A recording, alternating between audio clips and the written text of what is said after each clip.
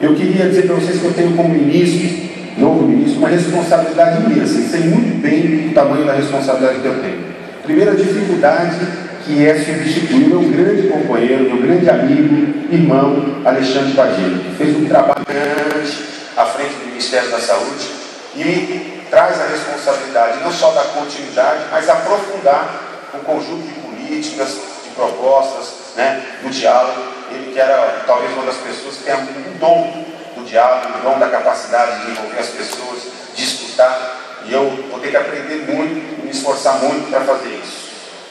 Depois eu queria dizer para vocês que eu tive agora à tarde, inclusive tinha uma agenda importante com companheiros que eu não pude cumprir, por convocação da presidenta Dilma para discutir as enchentes em Rondônia, toda a dificuldade, um plano de esforço, porque a gente está vivendo uma situação muito dura na região norte, com cidades isoladas, cidades alagadas, mas prometei a ela que a gente vinha para cá para a mostra, o que era, e ela pediu que transmitisse a cada um de vocês um grande afetuoso abraço e um agradecimento pelo esforço que tem sido feito para construir a atenção básica nesse país.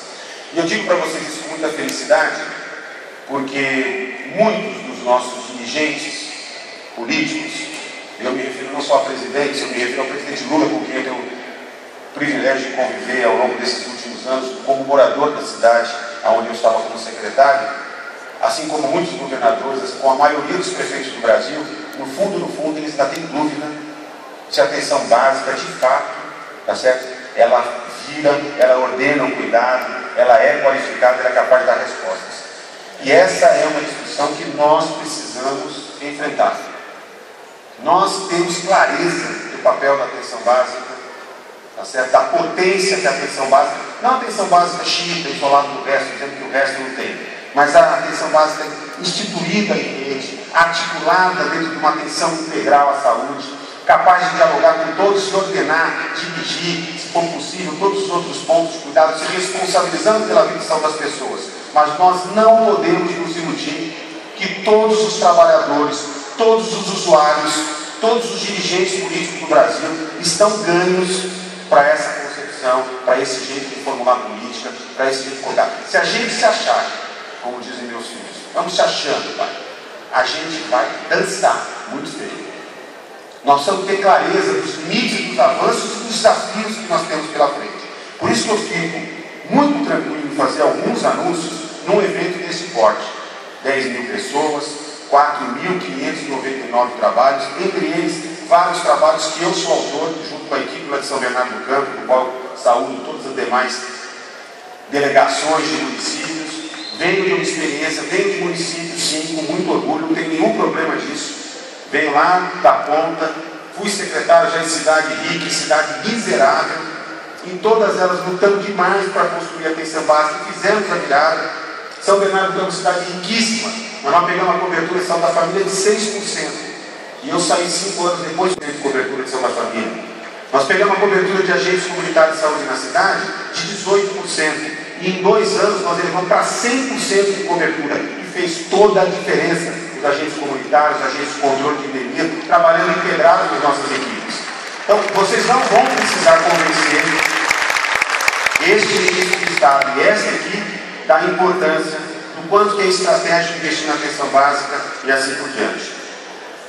E acho que esta mostra é um exemplo muito claro do quanto que nós construímos, mas é também um exemplo muito evidente do quanto que nós temos para avançar. E todo o início de evento, eu já baguncei um pouco a sequência aqui, se pede para contar um pouco quais são esses grandes ou importantes anúncios que o Ministério está fazendo. Eu já vi vários do outro lado, sentado aí aguardando o que o ministro Padilha, o que o ministro Temporão, o que o ministro Beto Costa, o que o ministro Saraiva Felipe, vários outros, dá para contar quase todos aí que passaram, eles no Agenor, enfim, nos trouxeram. A gente tem alguns anúncios importantes. Nós estamos elevando o piso, o aumento do nosso incentivo, não o piso, o incentivo que o Ministério da Saúde aporta em 13 prestações, tá certo? Em 13 etapas para os municípios, para o financiamento dos agentes comunitários de saúde, para R$ 1.014 a partir de janeiro, um aumento de 6,13%, os 272.935 agentes comunitários. Essa é uma primeira, vocês já devem ter percebido, os municípios já estão recebendo desde janeiro, mas é um compromisso que o Ministério da Saúde assume, tá certo? Então a elevação desses valores para o incentivo dos agentes comunitários de saúde no valor de R$ 1.014, e que só em 2014 significará para o Ministério da Saúde 3 bilhões e 400 milhões de reais. Leonardo, Luiz, quando vocês veem aqui quanto que era no passado e vê a gente colocando só de agentes comunitários 3 bilhões e 400, parece, né, que é um universo de avanço, que a gente sabe que ainda tem tanto para avançar. Esse valor ele, de reajuste, ele é superior à inflação acumulada ao longo desses 4 anos. Só para vocês terem uma noção, a inflação acumulada de 2010 para cá, ele é de 26,4%. E esse acumulado de reajustes, de incentivo que o Ministério da Saúde faz para suportar os gastos dos agentes comunitários, é da ordem de 37,4%. Então, objetivamente, é um esforço e nós vamos perseguir cada vez mais avançar nesse sentido, e é muito importante.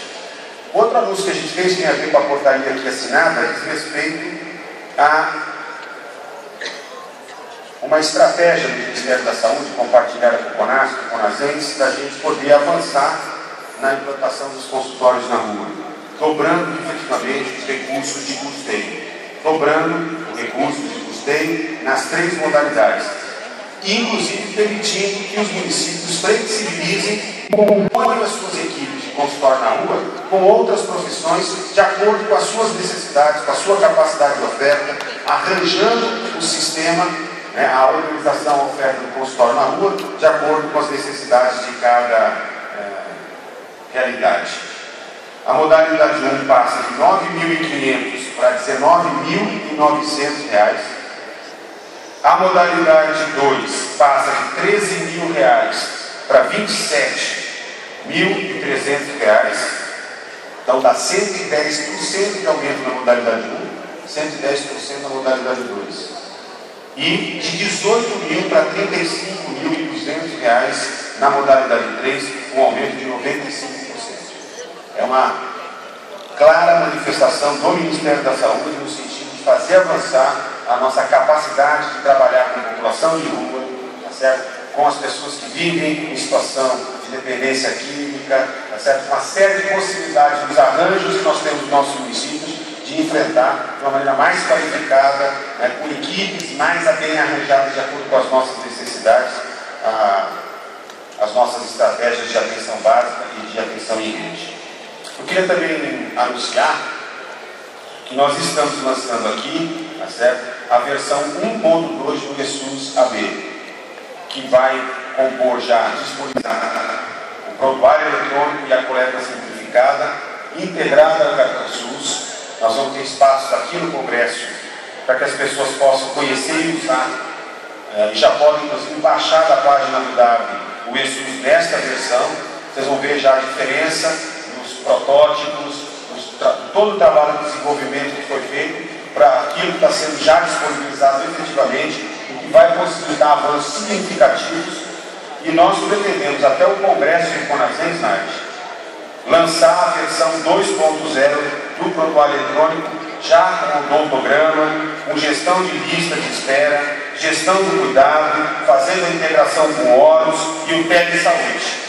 Então já é uma versão mais avançada, tá certo? A versão 2.0, e faremos esse desenvolvimento exatamente a partir da experiência, do retorno, das dificuldades, do processo de qualificação que nós faremos no processo de implantação. Outro anúncio importante em relação ao telesaúde. Acho que todo mundo viu aqui no vídeo, de maneira muito simples, mas muito objetiva, que essa estratégia de qualificação que antes estava restrita à oferta dos profissionais, as equipes que tinham profissionais do mais médio, estará agora acessível a todas as equipes do programa de melhoria do acesso e qualidade, PEMAC, tá certo? Ou seja, equivalente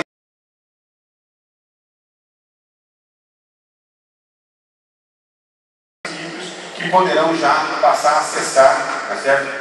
Essa atividade. O telesaúde como um instrumento de qualificação da gestão do cuidado, para dar mais segurança para as equipes, mais segurança para os usuários, e a gente poder ofertar uma atenção básica mais qualificada. Tá certo? Detalhe, a ideia é que a telesaúde não fique restrita a uma oferta apenas para os médicos da equipe, mas que o conjunto da equipe possa se beneficiar, tá certo, desta capacidade de suporte, de integração, de interação por meio do espaço da telesaúde. Quero comunicar também